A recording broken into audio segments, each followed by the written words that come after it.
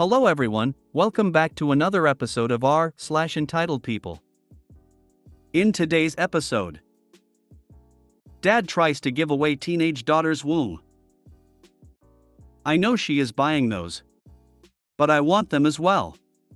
Sell them to me for less. Our neighbors took our fence while we were on a road trip.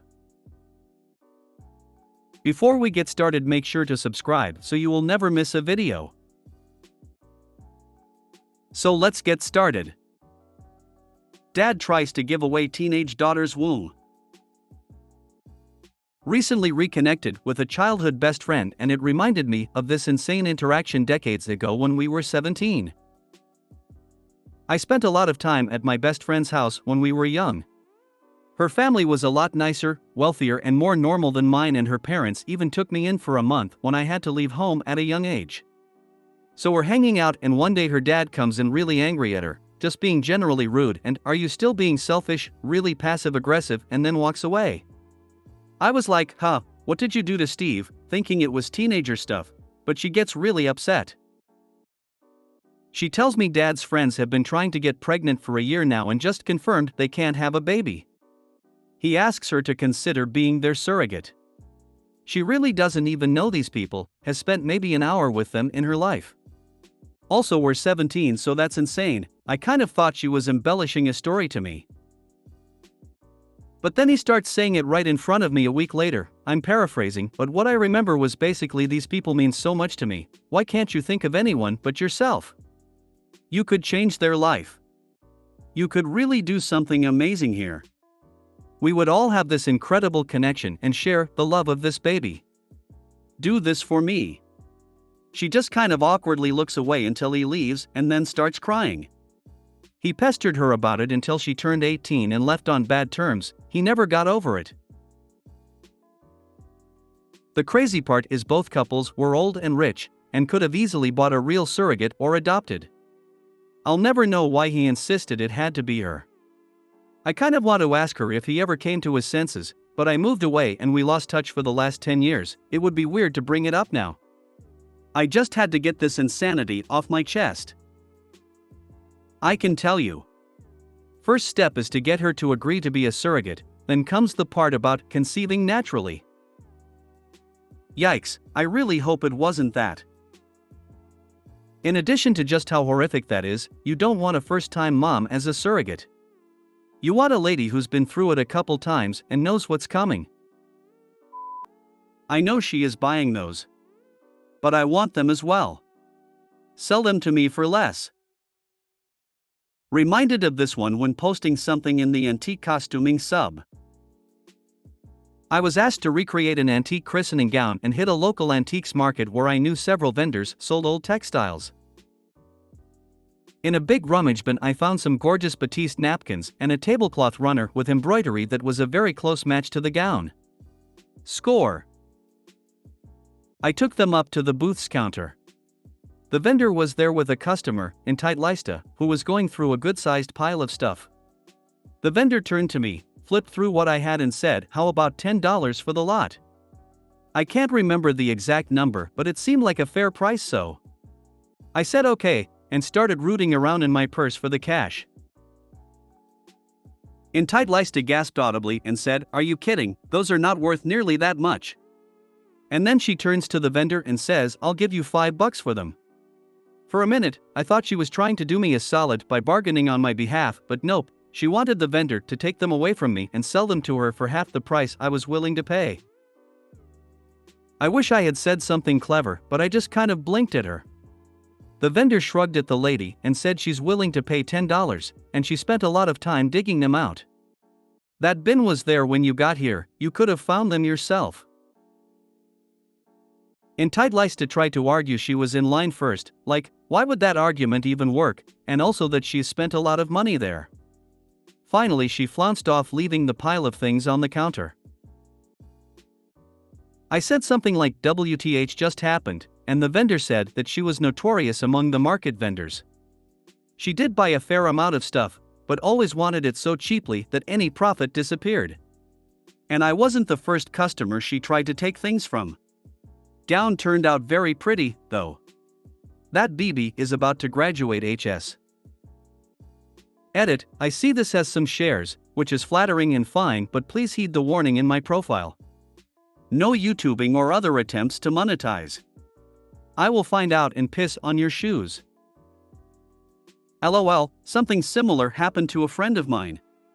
We were having a garage sale, and this couple were just being rude and shady about everything.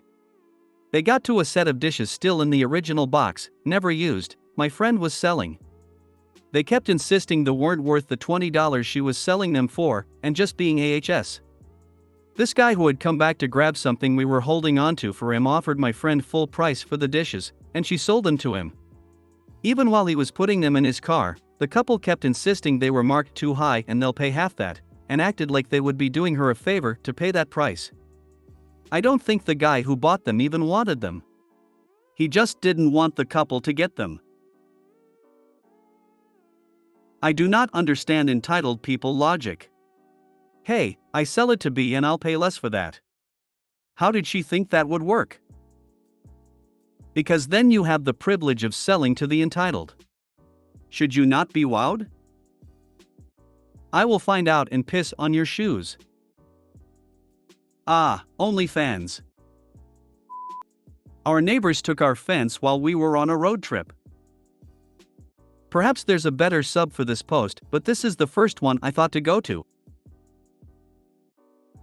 Well, the title explains most of this, but I'm fuming right now, so I gotta rant this one out.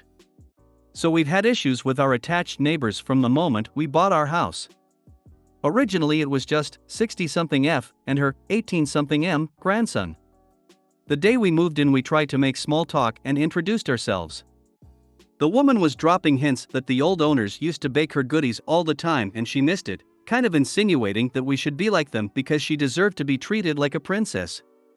The grandson introduced himself as the worst person in town. What an intro. So afterwards we just tried to keep a friendly distance and stay out of their way. Suddenly after about a week of living here they began screaming at odd hours, blasting music, banging on the walls. The police were at their house for domestic disputes monthly due to the woman calling the cops on her grandson. We've lived here for over 2 years now, fixing up our house and making it beautiful and adding value to it. Up to this point we've just let them have their problems because it's not like we have kids to worry about protecting, it's just my partner and I in our mid-20s. Fast forward to last month, one evening after it got dark, we heard what we thought were gunshots right in our backyard. Mind you, we live in a downtown suburb borough with an older person facility right behind our house, so we were a little concerned. We have cameras that we installed just to be safe, so we checked them. The grandson and his friends were sitting in their yard taking about shoot another round, they'll just think it's fireworks, and that's a .45 round. Unfortunately, it was dark and we couldn't see them shoot it, but the camera picked up the sound of them shooting off 9 rounds, so we naturally called the cops. The kids then left and the cops couldn't prove anyone was on the premises with a gun, so they let it go. In the beginning of August the woman decided to let her daughter, Sael, and their children move in with them for who knows what reason. Before this they had only come to visit on holidays, and one time they left their infant child on the street in a carrier for over a half hour until I knocked and let them know she was out there. None of my business, but from there on the screaming and yelling got worse, and this time with crying kids in the mix. I had half a mind to call CPS, but I've heard the awful things that happen to kids in the system, so I couldn't bring myself to do it. This month we were fortunate enough to go on a road trip to see some cool places and visit family. We left the end of August and we were checking our cameras when we had service, which was not much.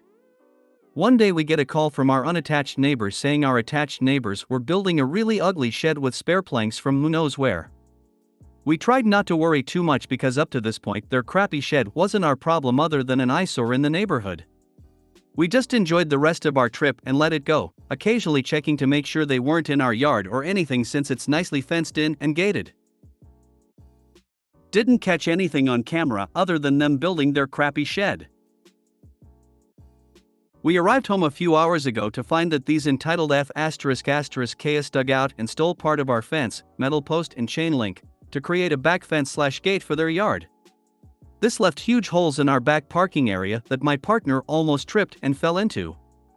They also tied into our fence incorrectly, pulling our fence lopsided and loose, basically damaging it. Unfortunately, our camera didn't catch them taking our fence, just was in our yard in one frame and in theirs the next. We want to press charges but aren't sure how to go about it. We checked our seller's disclosure stating that the previous owners of our house had put the fence in, so we know it was our fence they took. I'm so livid, and I know yelling at them won't fix it, but how can you be so entitled that you can't even buy your own chain link fence but instead steal your neighbors when they aren't home? Call the police. File a report. Cut any fence tied into your fence post. We are planning to call the borough tomorrow and file a report with the police. We would do that last part, but considering the gunshot situation, the fact that we share a wall with them that doesn't have a firewall between us, and the fact that we know they are violent people, we don't want to do anything that would cause them to be violent towards us.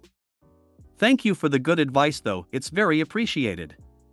Sometimes it's hard to think logically when you're seeing red. Dude. Buy better cameras. This is the second time they failed you. At what point do you get more, so you obviously see better angles?